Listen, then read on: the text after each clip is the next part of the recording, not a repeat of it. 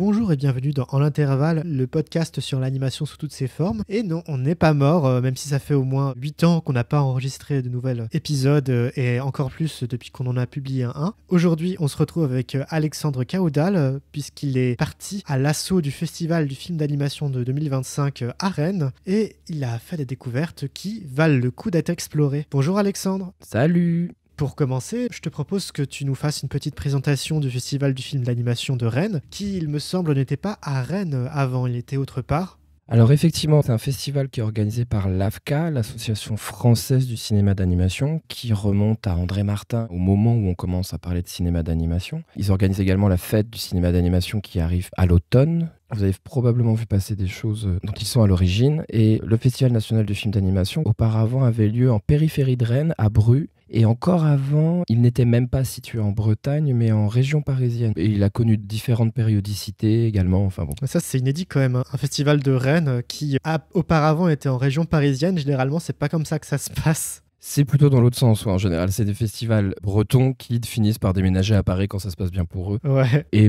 j'ai pu observer quand même cette année que ça se passait plutôt bien, au moins en termes de choix de programmation. Eh bien, c'est chouette. Justement, en parlant de cette programmation, est-ce que tu peux me dire un petit peu quel est le panorama de la programmation de cette année, comment est organisé le festival ? Alors, en faisant le compte, j'ai vu un petit peu moins de 50 films, évidemment pas mal de courts-métrages, parce que sinon je ne serais pas vivant à l'heure d'aujourd'hui pour vous parler. Si j'avais vu une cinquantaine de longs-métrages en l'espace de 5 jours. Ça se fait à Cannes, je pense. Il faut savoir respecter ses limites physiques. On sait ce que c'est, Simon, d'aller à des festivals et de regarder 5 films par jour, et tu fais que la moitié du festival, parce que c'est pas tenable. Donc 10, je veux même pas imaginer. Si des gens sont capables, grand bien leur face. Ça a commencé le mardi 22 au cinéma du TNB, du Théâtre National de Bretagne, par une soirée d'ouverture, donc un film hongrois, Pelican Blue, sorti en 2023. Du réalisateur Laszlo Chaki. Et ensuite, il y a eu 5 jours où se sont succédées différentes séances de compétition, des séances spéciales avec différents thèmes. On pourra revenir dessus parce qu'il y avait des choses très riches à évoquer. Et surtout d'autres événements en parallèle qui peuvent être soit des temps de rencontre avec des professionnels, mais également des temps plus réservés à des professionnels. Mais ça également, j'aimerais bien qu'on revienne en détail dessus un peu après. Là, c'est plutôt le programme de cet épisode que je détaille. Bah, c'est déjà pas mal, hein, quand même. Moins de 50 films, ça fait quand même un sacré programme. D'ailleurs, je vois que tu parlais du film d'ouverture Pelican Blue, que je ne connais pas, d'un réalisateur que je ne connais pas non plus. Je vois que les images ressemblent à quelque chose d'un peu lofi. Dans tous les cas, quelque chose qui sent une sorte de projet un peu passion. Qu'est-ce que tu en as pensé, toi ? Le fait que tu évoques le lofi me semble assez juste. Ça a un peu les caractéristiques du film indépendant. C'est-à-dire tu es presque sur une espèce de reconstitution de film d'animation documentaire sur une bande de 3 amis hongrois qui, lors de la sortie du bloc soviétique, parviennent à trouver des combines pour se faire une marge sur des échanges de devises et ensuite falsifier des tickets de train, parce que les tickets de train en Hongrie à l'époque étaient manuscrits, non pas tapuscrits ou imprimés par ordinateur. Tout tient de ça. Donc d'abord de la découverte du subterfuge, ensuite de l'âge d'or, le moment où ils en profitent et où ça reste assez innocent, assez enjoué, une sorte de rail track movie, pour pas dire road movie, un film sur train quoi. Et ensuite la partie business quoi, quand ils commencent à profiter de ce subterfuge. Ouais, je vois. C'est vrai qu'il n'y a pas tant de films de train que ça. Moi, je pense juste au film de Wes Anderson. Je suppose qu'il doit y avoir quand même quelque chose assez marrant, quelque chose de buddy movie. Je sais pas si c'est l'énergie qui transparaît dans ce film-là ou si c'est autre chose qui t'a intéressé d'une autre manière. Si, c'est tout à fait ça. C'est une succession d'anecdotes liées à cette organisation frauduleuse qui était quand même assez rigolarde, quoi. Je sais pas, ça rappellerait presque King of the Hill au niveau du style. Il y a quelque chose d'assez plat dans les dessins, quelque chose de légèrement difforme, mais quand même très appréciable esthétiquement. Et c'est assez joli. Il y a certains passages qui sortent un peu de cette animation assez fixe, un peu figée, pour partir dans des envolées graphiques, sur des logos de trains, sur des éléments du drapeau hongrois aussi. Et il y a des passages également tournés en Super 8 qui viennent s'intercaler entre 2 plans en animation comme ça, comme des inserts. Ah. Et qui se glissent assez bien parce qu'ils sont inclus presque dans la continuité du montage. Tu retrouvais ce côté un peu hybride qu'il y avait dans les films de Kovácsnai, qu'il n'y a pas forcément chez tous les cinéastes d'animation hongrois. Je pense que Jankovic, je sais pas, aussi porté sur cette hybridation, ou ces expériences-là. Là, en l'occurrence, ça m'a doucement évoqué ça, tout en étant très teinté d'un esprit cinéma indépendant, un peu rétro. Un côté aussi peut-être un peu fanzine. Ouais, c'est juste, ouais. Tu me diras quand tu Mhm. l'auras vu, mais je pense qu'on peut trouver quelque chose de cet esprit-là. D'ailleurs, j'espère que tu pourras le voir parce qu'il me semble que le film n'a toujours pas de distributeur en France. Ah, c'est Le dommage. film date déjà de 2023. Oui, je vois. Ça, c'est un peu le problème des films de festival. Mm. Je voulais peut-être finir sur ce film-là en me disant que c'est quelque chose d'assez frais quand même de voir un film qui va lier fiction et documentaire en n'étant pas quelque chose qui est ancré dans une espèce de grande histoire terrible, ce qui est souvent le cas avec les films qui vont mêler fiction et documentaire. Même si c'est ancré dans une histoire, j'ai l'impression que ça prend quelque chose de plus rigolo, un peu ancré sur l'histoire plus personnelle de ces personnages, plus que totalement sur la grande histoire de tel ou tel pays à telle ou telle période, ce qui peut être le cas de films comme Valse avec Bachir de Harry Folman. Il y en a eu quand même des paquets des films comme ça en festival qui sont bien ou pas, hein, mais qui vont souvent sur une même ligne, alors que celle-là va sur des sentiers qui sont peut-être transversaux, qui sont quand même assez exploités dans l'animation, mais pas forcément dans ce registre-là. Du coup, tu as quand même bien écrémé les sélections. Tu as été aussi bien dans les sélections qui sont étudiantes que dans les sélections plus professionnelles. Est-ce qu'il y a des sélections qui t'ont plus marqué que d'autres, à la fois en termes de films, mais aussi en termes de thématiques? Tu dis à la fois étudiante, à la fois professionnelle, c'est-à-dire les deux étaient mêlés Ah, la plupart du intéressant. temps, notamment dans les compétitions. Les jurys n'étaient pas les mêmes, mais les films étaient programmés ensemble. Souvent, très souvent même, on ne voyait, je veux dire, aucune différence. Tout à l'honneur des films étudiants, assez époustouflants parfois. Les 3 séances de compétition que j'ai vues, ceux qui m'ont plu faisaient partie ensuite du palmarès final. Donc j'étais assez content. Moi, j'avais pas vu toutes les compétitions et j'ai pas pu faire mon pronostic au complet. Grand chelem quand même. À tenter l'année prochaine, faire toutes les compétitions. Alors, je ressors le palmarès. Donc il y avait le prix du public pour un court-métrage en compétition, donc Hurricane de Jan Saska, qui est un film sur un homme à tête de cochon qui cherche à se faire bien voir d'une serveuse dans un débit de boisson dans la rue, dans un parc. Vu qu'il lui vide ses stocks de bière, il désespère d'aller trouver un fût plein pour pouvoir passer plus de temps avec elle. Le film est vraiment très drôle, t'as une espèce d'ambiance un peu punk ou rock, un peu grunge, pays de l'Est comme ça. Le film est entièrement en noir, blanc et nuances de gris. Mhm. Je l'ai vu 2 fois, une fois en compétition et une fois à la séance du palmarès. Le film est vraiment assez hilarant. Il y avait le film qui a eu le grand prix du court-métrage professionnel, qui est Le Chevreuil, de Delphine Prié-Maheo, une réalisatrice qui travaille dans le coin. D'ailleurs, j'apprenais qu'elle avait son bureau à Rennes. Tout commence par des enfants très très dissipés et des parents un peu dépassés. La mère finit par partir dans les bois après avoir vu un chevreuil passer sur leur gazon. Et elle semble d'ailleurs assez remontée de toute façon contre les chasseurs qu'elle entend tirer au loin, mais suffisamment à proximité malgré toute sa propriété. Et le film a un côté très graphique. On voit beaucoup les traits sur les troncs d'arbres, dans les cheveux, quand elle communie littéralement avec la nature et essaye de sortir un petit peu de l'anxiété de son cercle familial. Tout ça se mêle. Enfin, le film est vraiment très beau. Et après, il y a mon petit favori du festival, celui que j'aime tout particulièrement. C'était la mention spéciale pour un court-métrage étudiant, Tête de Linotte de Paul Scharf, de l'école des métiers du cinéma d'animation. Donc un film très empreint de l'univers de Yuasa, première période, donc Catsup, Mind Game, Happy Machine. Il faudrait faire un décompte du nombre de fois où on parle de Yuasa dans le podcast avant qu'on fasse un épisode sur lui. Mais je sais même plus si faire un épisode sur Yuasa sert à quelque chose. Écoutez tous les épisodes dans l'intervalle, vous aurez votre épisode sur Yuasa, on y revient, c'est notre marotte. Et celui-là m'a vraiment époustouflé. C'est un film qui est à la fois en animation numérique et en animation, disons, traditionnelle, donc du papier et du crayon. Et c'est un petit garçon, Colin, qui rêvasse en classe et se perd dans son bestiaire, son imaginaire, tout ce qu'il pose sur le papier en classe. Et il a cette espèce de problème, en fait, où son refuge imaginaire finit par aussi devenir une prison et il n'arrive plus forcément à sortir de ses rêveries. Et ça lui fait peur et il est bouleversé par tout ça. C'est vraiment un très joli petit film. J'ai sauté sur mon siège le plus discrètement possible. Lorsque j'ai vu qu'il apparaissait au palmarès, j'étais vraiment trop content que Paul Scharf, qui est vraiment quelqu'un de très sympa, j'ai pu causer avec lui pendant la petite fête de la soirée de clôture. C'est quelqu'un de très intéressant, qui était lui-même tout étonné d'avoir reçu un prix, mais qui avait des choses passionnantes à dire sur son film. On sent qu'il y a mis beaucoup d'amour et notamment sa passion pour l'animation en tant que telle. Ouais. Du coup, je suis en train de regarder son compte Instagram. C'est beau, hein? Ouais, j'aime beaucoup. J'ai l'impression qu'il aime beaucoup les croquis. Ça me fait penser un peu à un autre réalisateur dont je sais qu'il a été influencé par Yuasa, qui est Félix Colgrave. Et aussi, ce dont tu parles, ça me rappelle un peu le court-métrage Happy Machine de Yuasa, qui lui aussi parle d'une enfance vécue à travers des monstres qui apparaissent comme des croquis eux aussi. Je sais pas s'il y a un lien. Le lien est parfaitement là. Je sais pas si tu te rappelles dans Happy Machine, à un moment donné, l'enfant se balade dans un éléphant d'eau dans le désert et il tombe sur une énorme bulle aquarium. Faut avoir vu le film pour comprendre.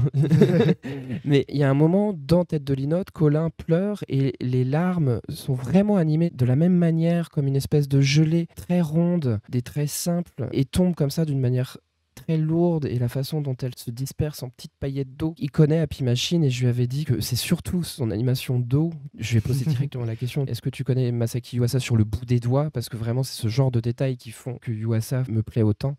Et évidemment, il avait la référence et il voyait très bien de quel film il s'agissait. C'était pas juste un pastiche, je veux dire. C'était vraiment un très bel hommage glissé comme ça, avec aussi son propre style. Les dessins qu'on peut trouver sur son compte Instagram. Dès que vous avez l'occasion de voir Tête de Linotte, allez-y, moi c'est un de mes coups de cœur 2025 d'ores et déjà. Je trouve que tu en parles très bien avec un enthousiasme communicatif, en tout cas pour moi. Et justement, c'était intéressant que tu évoques la manière dont est divisé le festival, qui correspond pas forcément à la manière dont sont répartis les prix. Et en même temps, je trouve ça assez chouette quand même qu'on sépare les films étudiants et les films de réalisateurs professionnels, tout en les mélangeant dans les compétitions, comme si les uns allaient avec les autres de la manière la plus naturelle du monde, ce qui n'est pas forcément le cas de toutes les compétitions, et que ce soit quelque chose qui soit plus thématique, ce qui en plus, pour un critique tel que toi, Alexandre, permet de faire des points assez chouettes sur l'état de l'animation en 2025. Dans tous les cas, ces thématiques-là, qu'est-ce qui t'a intéressé dans la construction des programmes et de certaines séances? Je pense qu'on peut en venir aux soirées spéciales. Il y en avait 3, une par soir, en excluant la soirée d'ouverture et la soirée de clôture. Donc il y avait Vallée de l'étrange, en collaboration avec Court-Métrange, notre festival local de films de genre et au sens large. Il y avait le lendemain une séance en partenariat avec les archives du film du CNC, 50 ans de stop motion, et là on a vu des films hyper rares et somptueux, je pèse mes mots. Et dernier soir, c'était Troisième œil. Et là, c'était une programmation de films, disons, plus spéciaux, qu'on qualifierait en fait d'expérimentaux, même si je serais peut-être un peu tatillon sur cette dénomination. Qui est un peu fourre-tout, on va pas se mentir. Ou en tout cas, je pense que expérimental est peut-être trop resserré pour dire toutes les formes qu'il y avait dans cette séance. Il y avait des choses qui pouvaient aller plus du côté du graphique, du côté du champ du motion design, ou alors de films assez anti-narratifs, de ce genre de choses aussi. Très portés sur le son et le sound design. J'ai d'ailleurs oublié de préciser, il y avait un gros accent mis cette année sur le son et la musique. Il y avait Albin de la Simone et le musicien Rob qui a composé pour le cinéma d'animation qui étaient présents. Et ça me fait déjà glisser sur un autre film que j'ai adoré, qui était dans la programmation Troisième œil, mais autant que je l'évoque maintenant, sinon je n'y penserai plus, qui s'appelle Hic sunt dracones, ici sont les dragons, en latin, qui est un film de peinture sur verre, qui se passe dans la banquise, des énormes blocs de glace pris dans la neige où seuls s'animent quelques flocons qui vont tomber, et tout ce qu'on entend, c'est la glace qui craquelle à des dizaines de mètres en dessous de toi. T'es pris dans la glace. Le film me donnait envie d'avoir froid. C'était atmosphérique, mais au sens vraiment premier du terme. Tout en bleu, sombre et en blanc. C'était assez impressionnant.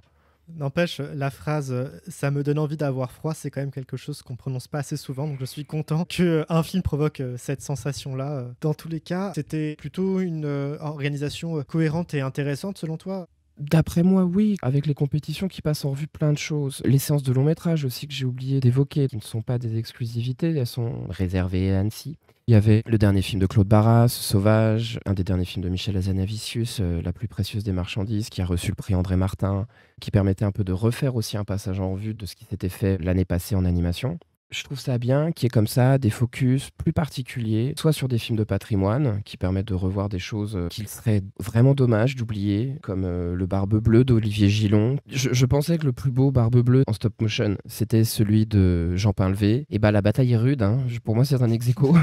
Les deux sont vraiment superbes, très différents. L'animation d'Olivier Gillon est assez dingue. Je me rappelle, les gens étaient en train d'halluciner. On réalisait qu'on avait halluciné une aiguille. À un moment, il y a...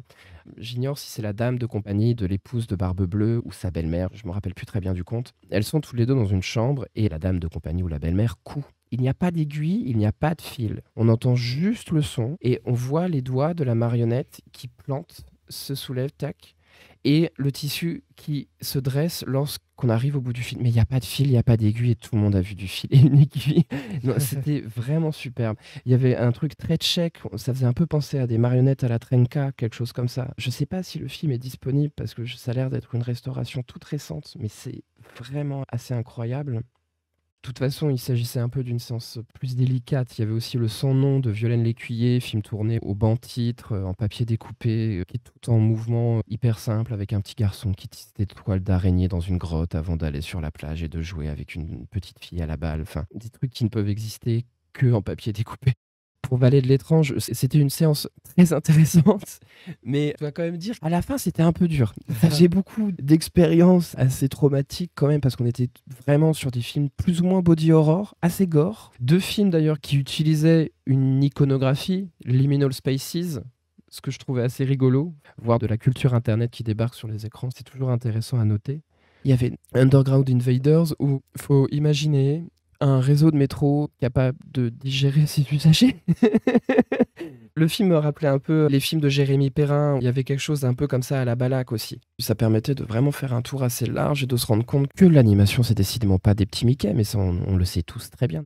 En parlant de petits Mickey, on peut aussi parler des grands Mickey, parce que je crois qu'il y a quand même une place importante qui est faite au film long métrage dans le festival, avec en plus des personnes qu'on connaît un petit peu. Il y a eu notamment Angelo dans La Forêt Mystérieuse, par Vincent Parono, qui est quand même un des co-réalisateurs de Persepolis, dans une veine que j'ai l'impression plus enfantine. Il y avait Le Grand Chelem des films pour animaux, avec Anzu Cher Fantôme de Yoko Kuno, une artiste qui compte quand même pas mal pour nous. Oh oui. Et Nobuhiro Yamashita, qui est connu aussi pour ses films adolescents ou populaires, un peu grand public, qui a été projeté avec notamment le succès aux Oscars et ailleurs, Flo, le chat qui n'avait plus peur de l'eau. Globalement, j'ai quand même l'impression que c'était une sélection de films assez chouette, même si je crois que tu n'as pu voir que Sauvage. Mais justement, je me dis que c'est quand même l'occasion de revenir sur ce film-là, notamment qu'on connaît des gens qui sont liés de très près à ce film. On connaît des petites mains qui ont travaillé dessus, ouais. Et on leur fait coucou si ces personnes nous écoutent. Parce que c'est vraiment un très joli film sur une enfant, Keria, dont le père travaille dans des plantations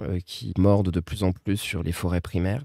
Un jour, une maman, orang-outan et son petit se font exécuter par des travailleurs de la plantation. Le petit arrive à s'échapper et Keria et son père l'hébergent. Le début du film est assez rude. On se rappellera du début de son film Ma vie de courgette, qui était on ne peut plus rude aussi. Il se trouve que Keria a aussi de la famille dans les tribus qui vivent dans cette forêt. Enfin, c'est tout un parcours de retour à la nature, de retour sur son histoire personnelle, de retour aux racines de choses dont elle ne se rappelle pas forcément de son enfance, d'une mère qui est disparue et qui n'a pas forcément pu faire tout le travail de transmission d'un certain héritage, d'accepter le sauvage, c'est-à-dire autant la dimension sauvage de l'animal, mais aussi ce sauvage entre guillemets qui est en elle et qu'elle avait tendance à dénigrer étant une petite fille de la ville. Elle va dénigrer avec ses copines son cousin, ses bracelets traditionnels, etc. Donc je pense à un film qui formule très bien des problématiques, en plus je pense pour un jeune public, des bases de l'écologie. On aimerait que les luttes pour la préservation de ces forêts se passent exactement comme dans le film de Claude Barras, comme on aimerait que tous les réseaux de protection de l'enfance fonctionnent aussi merveilleusement bien que dans Ma vie de courgette, mais malheureusement c'est pas le cas. Mais c'est peut-être aussi ce qu'il y a de réconfortant dans son cinéma. Et encore une fois, c'était vraiment superbe. Comme dans Ma vie de courgette, il y a toute une scène à la lumière noire. Il a un goût pour les couleurs qui est assez fou. Parce que le problème qu'on peut avoir en tant que spectateur adulte de ces films pour enfants, c'est le côté très édifiant qui fait qu'on a l'impression qu'on nous donne des leçons, même si je pense que le didactisme dans le cinéma c'est chouette. Le didactisme dans le cinéma pour enfants, il y a un côté peut-être parfois un peu infantilisant, et je me demandais si les films de Claude Barras échappaient d'une certaine manière à ce problème-là, ou alors l'embrassaient et lui donnaient une perspective un peu autre, un petit pas de côté qui fait un charme particulier. C'est une bonne question. Pour prendre un autre exemple, c'est comme Barbie n'est pas un film féministe, mais peut aider des tonnes de personnes à se dire il y a peut-être quelque chose à aller voir de ce côté-là, du côté du féminisme. Je pense que c'est ce genre d'ouverture, d'invitation. Et propose sans doute autre chose que son message. Oui, comme je disais, déjà un plaisir visuel, un plaisir artistique. Et ce qui est au centre du film, c'est comme dans Ma vie de courgette, l'importance de la famille, qu'elle soit de sang, qu'elle soit de cœur, même antispéciste, dirions-nous, vu qu'il y a un petit singe dans l'équation. C'est tendre, quoi. C'est vraiment très agréable malgré tout. Je sais que tu allais voir aussi d'autres choses, comme Julien Cheng du studio La Cachette, qui est quelqu'un d'assez important dans la fabrication de la série Primal de Genndy Tartakovsky, qui avait été diffusée, je crois, sur Cartoon Network. Adult Swim. Il me semble qu'il y a le logo de Cartoon Network à la fin des épisodes, mais ça remonte à loin. Alors c'est Cartoon Network Studio qui produit, mais c'est bien diffusé sur Adult Swim. Enfin, c'est pas très Cartoon Network friendly, on va dire. Il a aussi œuvré dans d'autres choses, et notamment, je sais qu'il y avait un work in progress sur un film ou une série qui s'appelle Muillet et le Beau Général. Son premier long métrage en solo, ouais, parce qu'il avait déjà co-réalisé avec Jean-Christophe Roger le second film Ernest et Célestine. Ah ouais. Mais La Mouillie, ce sera son premier long métrage. On retrouvera sans doute la marque de fabrique Studio La Cachette, c'est-à-dire une ligne ouverte, des formes qui ne sont pas fermées sur elles-mêmes, un trait qui semble être peint. D'ailleurs, lors de Masterclass, il semblait dire que le choix du studio pour le logiciel TV Paint. TV Paint, c'est le nom du logiciel, ouais. Est motivé justement pour ce que TV Paint permet de conserver d'une similitude avec le dessin traditionnel. Ce sera l'histoire d'une petite fille qui vit dans une communauté de femmes en Chine, exclusivement de femmes, qui va rencontrer une troupe de théâtre qui joue une pièce adaptée de la légende du beau général, donc qui était un général apparemment tellement beau qu'il devait porter un masque monstrueux pour ne pas perturber ses troupes. Il pourrait juste porter un masque normal, mais bon. Ce serait pas une vraie légende hyper attrayante sinon. Mais le film m'attire beaucoup. Il a été co-scénarisé avec Su Chuan-Chu. Et au moment où j'ai discuté avec Julian Cheng, il me disait que ça faisait déjà 2 semaines qu'ils avaient lancé la production du film. Donc j'espère avoir le plus vite possible, mais qu'ils prennent le temps qu'il faut pour que ce soit à la hauteur de leurs exigences et de leurs espérances. Mais avoir des nouvelles de ce projet-là, ça me tente beaucoup. Enfin, comme beaucoup de choses qui sortent du studio La Cachette, de toute façon. Cachette qualité, comme on dit. Et de fait, tu as pu rencontrer Julien Cheng. Qu'est-ce que tu as tiré de cette rencontre par rapport aux productions du studio ? Que c'est un studio qui, à la toute base, est une bande d'amis qui se sont rencontrés à l'école des Gobelins, ont travaillé sur leur premier court-métrage, enfin leur court-métrage de fin d'études en tout cas, en 2010, 2011, Le Royaume, que vous pouvez aller voir sur YouTube comme beaucoup d'autres films des Gobelins. Ah oui, je me souviens de ce film. Il est très bien quand même. Le Roi et le Castor, The King and the Beaver en version anglaise. On parle de Julian Cheng, mais il y a aussi Oussama Boisheria, Ulysse Malassagne, qui font partie de cette équipée. Après être sortis de l'école, ils sont chacun partis un peu de leur côté. Boisheria est parti au Japon, travailler à Satellite. Ulysse Malassagne a dû travailler sur ses BD, sur le Collège Noir, sur Kairos. Et Julian Cheng a fait des trainings à Disney, à Burbank, aux États-Unis, après avoir travaillé un petit peu en France, notamment en animation de personnages, c'est un peu sa spécialité, sur Titeuf, le film de Zep. En intervalle Titeuf bientôt. Allez, grosse rétrospective.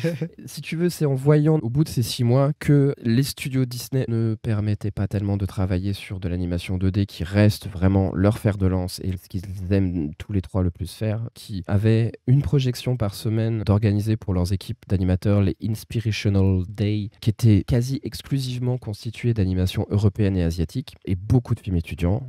Beaucoup de films d'étudiants des Gobelins, entre autres. Il est revenu en France, préférant prêter main forte à l'industrie de l'animation française. Justement, tu disais que les films d'animation comme ceux du studio La Cachette ou des Gobelins sont projetés dans des studios un peu prestigieux, comme des devoirs à faire pour les studios. Un peu comme quand on sait que les studios Pixar demandent à leurs équipes de voir des films genre In the Mood for Love ou Les Trois Couleurs de Kieslowski, tout en n'étant absolument pas vraiment imprégné de ces univers-là quand on voit les films. C'est rigolo que ces productions-là et leur cartouche à jouer, leur cachet, qui se joue sur une qualité d'animation 2D, sur une préservation d'un imaginaire de l'animation à l'ancienne, tout en intégrant des nouvelles technologies pour faire une sorte de cocktail détonnant, se répercute aussi, j'ai l'impression, dans la résurgence de l'animation 2D qui a de plus en plus cours. Et c'est rigolo que des personnes comme le studio La Cachette, ou même des studios qui vont animer en 3D mais vont se servir aussi d'une esthétique parfois 2D comme le studio Fortiche, vont être vus comme des personnes qui font avancer une industrie ou proposer des choses qui vont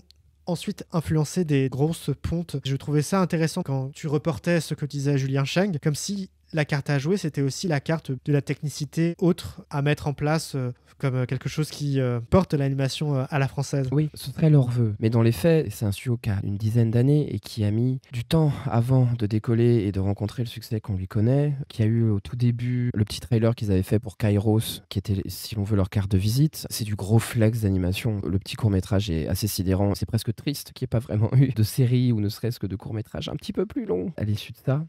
Il y a eu des commandes, ils ont travaillé sur Moon pour une séquence de rêve.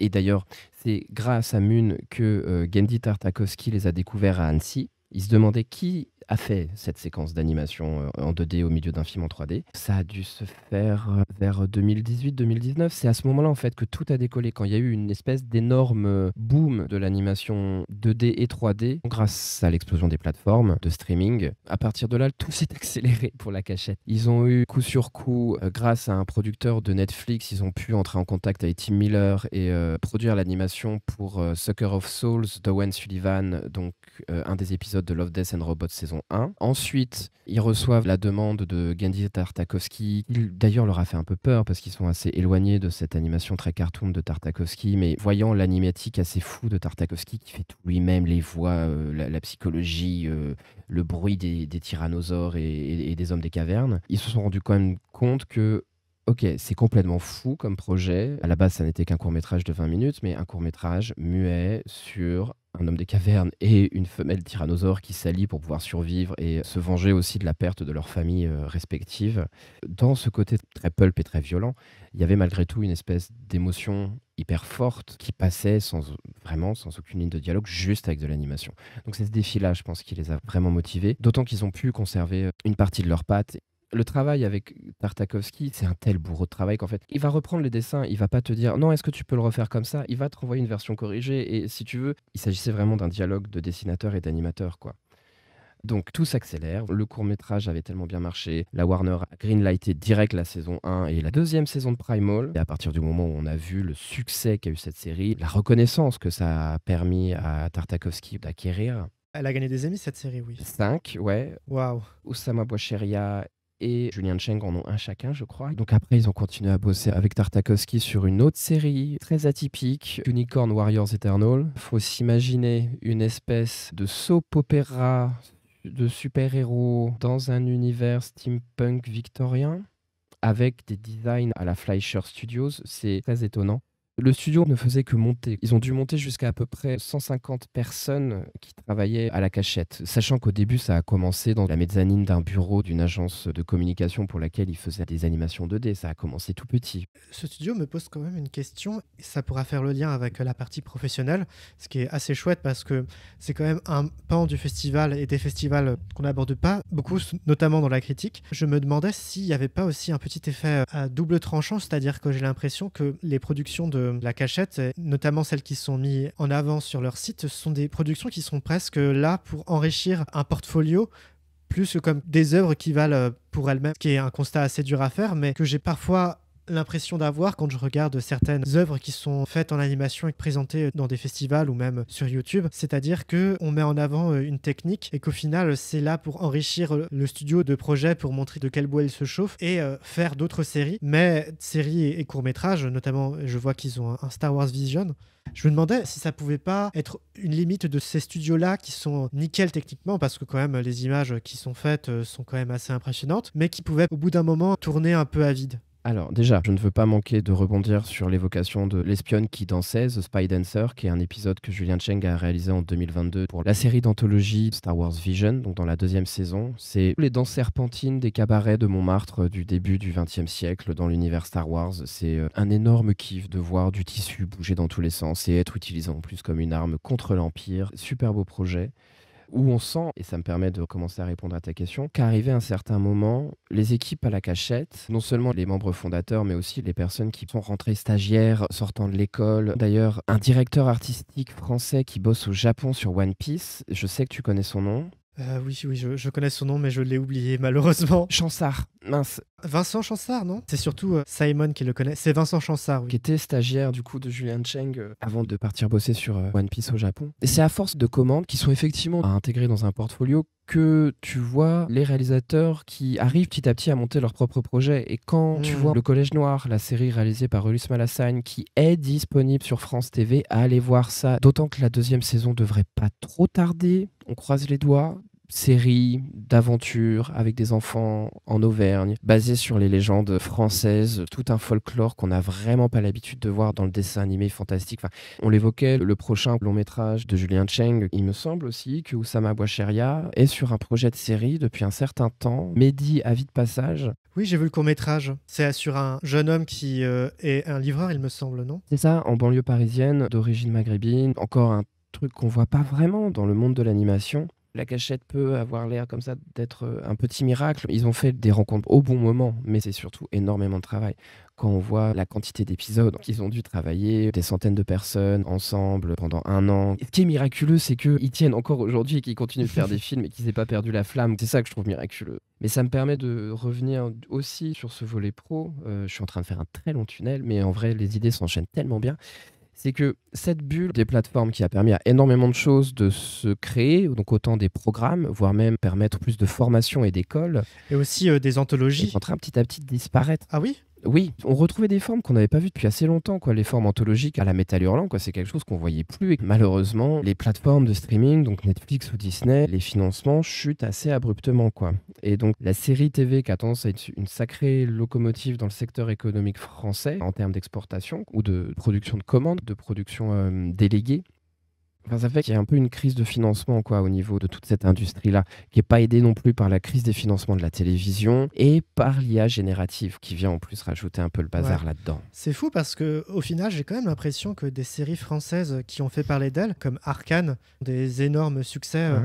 Et évidemment, les anthologies Star Wars Visions et Love, Dance and Robots, qui permettent toujours d'avoir un nouveau vivier de nouveaux talents qui viennent exprimer et montrer leurs pattes. Je me disais que justement, c'était un peu l'inverse. Malgré les IA, etc., ça posait problème au sein des studios, puisque des emplois étaient sans doute C'est remplacés, ça. mais qu'en termes de production, c'était quelque chose qui avait quand même un certain cachet qui faisait qu'il continuait à être renouvelé malgré les changements du moment. C'est tout le débat sur l'IA, parce qu'on sait que les artistes sont capables de reconnaître que ça peut être un outil très stimulant, que c'est pas forcément un résultat final, que ça peut produire des choses, quoi.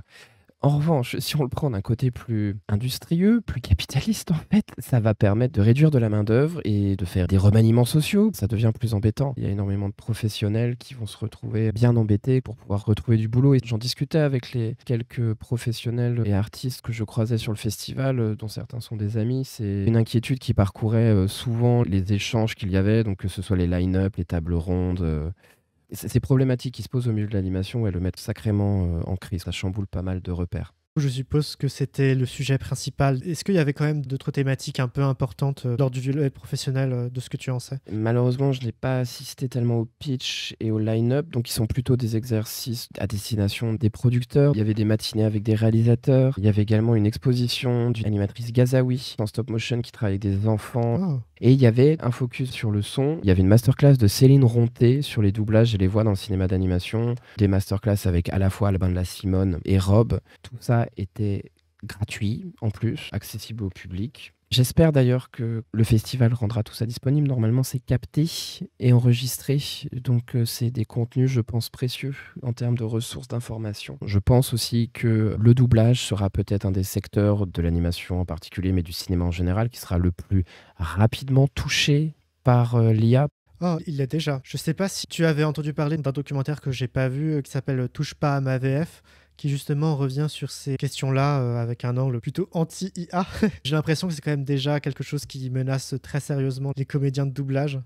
J'aimerais bien que tu vois, ça puisse s'arrêter à utiliser l'IA, par exemple, pour rendre la voix d'Adrian Brody dans The Brutalist plus hongroise. C'est compliqué à choper un accent hongrois de façon réaliste, mais remplacer complètement des voix, je sais pas, on digresse un peu, mais je dois reconnaître que je suis pas forcément contre l'utilisation de l'IA comme outil, mais vraiment contre l'utilisation de l'IA comme solution miracle à tout plein de trucs. C'est des choses qui effraient un peu, notamment en termes d'écologie, de gestion des données. On préférait que les IA se soient juste utilisées pour trouver des remèdes contre le sida ou le cancer, mais bon, on préfère faire des mèmes moches qui sont vendus ensuite en NFT. Enfin, je sais pas. Dans tous les cas, malgré des thématiques qui ne sont pas très heureuses, tu as passé un bon festival, Alexandre. Sincèrement, je tiens à remercier toute l'équipe du festival grâce à qui j'ai eu mon invitation presse.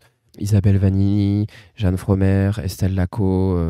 C'était une super édition. J'ai passé 5 journées hors du temps. Il faisait très beau. J'allais voir des films très bien. Et le soir, on allait trinquer avec des artistes et des professionnels. J'ai un peu vécu ma meilleure vie pendant 5 jours. J'ai l'impression que c'était vraiment le cas et j'ai quand même envie de voir quelques films dans ceux que tu as cités. Tu es quand même un bon vendeur, Alexandre. Tu pourrais peut-être être VRP pour des studios d'animation. Pour le coup, l'IA n'a pas encore remplacé ce boulot-là. Je pense qu'on peut passer aux recommandations. Les recommandations, comme d'habitude, on recommande une œuvre, un lieu ou un événement qui nous a plu ces derniers temps. Alexandre, tu es le seul invité, donc à ton honneur. Bah, vu qu'on est que deux, je vais en profiter pour parler de deux trucs parce que je saurais pas choisir entre les deux. C'est deux choses que j'ai terminées dernièrement. D'abord, je sors ce soir roman, c'est assez compliqué, on est un peu sur un exercice d'autofiction, mais bon, un récit de Guillaume Dustan sorti en 97, qui comme le titre l'indique, c'est une soirée où Dustan va en boîte, prend des substances, rencontre plein d'anciens amants, est un peu ennuyé par la musique. Je trouvais ça très simple, très note prise sur le vif qui pourrait vraiment tenir d'un journal écrit en direct comme s'il était journal à la main dans sa teuf, mais qui en même temps glisse assez finement des choses que quand on a fait des soirées et quand on connaît un peu ces milieux-là, il y a des forts effets de familiarité alors que le roman a maintenant bientôt 30 ans. J'allais lire Dustan à reculons et j'admets que Je sors ce soir m'a particulièrement touché. Autre médium et pas moins touché pour autant, c'était Indica, un jeu produit par Oddmeter, jeu vidéo donc où on incarne une jeune bonne sœur, il me semble qu'elle est encore novice, dans un couvent russe au début du XXe siècle, donc en plein dans des remous historiques assez célèbres en Russie. Elle est persuadée d'être possédée par le diable et elle rencontre un fugitif qui s'est échappé d'un convoi de prisonniers qui est à la recherche d'une relique pour soigner son bras nécrosé. On a l'impression que je résume un vieux film soviétique d'art et d'essai, mais pas du tout. On est bien sur un jeu vidéo type action-aventure avec des puzzles, des phases en pixel art. Que font-elles là? Le jeu est immensément surprenant. La musique est incroyable. On est pris dans le parcours d'interrogation de foi d'une femme, de sa prise d'indépendance, comment elle se positionne vis-à-vis de cet homme qui à la fois la répugne et l'attire, et elle semble pas en meilleure santé mentale. Enfin, il y a quelque chose qui est pas si étranger que ça de Hellblade, Senua's Sacrifice, si tu vois. Non. T'y as pas joué? Non, ça me dit rien, je suis désolé. Si tu veux, Hellblade, ce serait la même chose en Scandinavie, dans l'univers des Vikings, avec un peu plus de baston, quoi, que dans Indica. C'est vraiment un jeu très très curieux. Sans cesse, je savais pas à quoi m'attendre en termes de gameplay, en termes d'histoire. Une des plus belles surprises vidéoludiques que j'ai eues ces derniers temps. Très bien, je sais pourquoi tu décris bien les films du festival, c'est parce que tu t'es entraîné avec les recommandations. Maintenant, t'es rodé. Mes recommandations, c'est dans un domaine que je néglige un peu en ce moment, c'est-à-dire les livres, la lecture. Je lis péniblement, j'ai du mal à me poser à un moment donné et me dire tiens, je vais lire. Mais ces derniers mois, j'ai quand même réussi à finir 2 livres qui m'ont bien plu et qui sont quand même sur des thématiques assez similaires. Le premier, c'est La cloche de détresse de Sylva Plath, qui est un roman quand même assez triste. Ça parle d'une femme qui est stagiaire, il me semble, dans un magazine de mode avant de repartir faire ses études de littérature. Et c'est quelqu'un qui est littéralement dégoûté de tout, qui n'a envie de rien, une sorte de dépressive en quelque sorte, qui va dire qu'elle a horreur des mendiants, qu'elle a horreur de ci, qu'elle a horreur de ça, elle a horreur de tout en réalité. Et au bout d'un moment, ça atteint un tel point d'horreur, elle va finir par être internée dans une asile psychiatrique, avec ce qu'il y a de chouette de l'époque, puisque c'est fait dans les années 60, façon petit électrochoc pour commencer une matinée. Donc c'est évidemment glaçant à ce moment-là, mais aussi très touchant, et surtout, il y a une connexion qui se crée avec l'héroïne qui est pas vraiment sympathique, mais qu'on arrive à comprendre. De cette compréhension-là, on arrive aussi à comprendre des personnes qui n'étaient pas forcément représentées sous des jours où les femmes ont pu raconter des expériences qui sortaient un peu de la norme. J'ai aussi un petit peu pensé à l'héroïne du film Housekeeping que j'avais recommandé il y a quelques temps. C'est vraiment un beau roman. Et dans la même veine, mais dans un ton qui est peut-être un peu plus young adult, il y a le roman qui s'appelle Céline, d'un auteur qui n'est pas très connu en France, qui s'appelle Brock Cole. Donc c'est le récit d'un homme qui raconte l'histoire d'une adolescente qui est aussi une sorte d'outcast, qui est comme l'adolescente qui n'est pas comme les autres filles ou qui est décalée par rapport aux autres dans les films teen movies américains ou dans les films indépendants avec des personnages qui sont tous un petit peu zinzin tout en étant ancrés dans le quotidien. Et c'était assez frais parce que ce livre-là présente l'héroïne comme quelqu'un qui est décalé par rapport au monde, mais au final on se rend compte que tout le monde à côté d'elle est aussi décalé d'une manière qui est très normale, c'est-à-dire que c'est un décalage qui est lié à la normalité. Par exemple, quelqu'un qui va vomir dans son pull à une soirée un peu alcoolisée va être quelque chose qui va littéralement gâcher sa vie, selon les dires de l'intéressé. C'est ce genre d'émotion un peu brute qui ne disparaît pas totalement à l'âge adulte, qui fait le sel de ce roman très accessible et qui a quelque chose d'une espièglerie, d'un regard un peu presque satirique, mais avec beaucoup de tendresse, qui rend ce récit absolument attachant, que je conseille pour les lecteurs et les lectrices au moins adolescents, 15-16 ans, parce qu'il y a des thématiques qui sont parfois un peu dures, sans être des choses qui sont explicites, mais qui peuvent être un peu troublantes chez un jeune public. Dans tous les cas, c'est vraiment une lecture qui vaut le coup d'être lue et il ne faut pas s'arrêter à la forme young adult. C'est un récit qui est assez accessible et qui peut plaire très facilement si vous aimez les romans comme Le cœur est un chasseur solitaire ou ce genre de choses. Cet épisode dans l'intervalle spécial festival est terminé. On remercie toujours Croquis pour le logo, le Calvin Ball Consortium pour l'hébergement. N'oubliez pas de souscrire au Patreon du podcast si vous voulez aider l'association et d'aller voir le site du Calvin Ball. Évidemment, partagez le podcast, commentez-le, notez-le sur les applis pour que l'on ait des retours et que l'on sache que l'on n'est pas écouté et que ce n'est pas du son que l'on envoie dans une forêt vide. Sur ce, ciao et bon vent. À plus.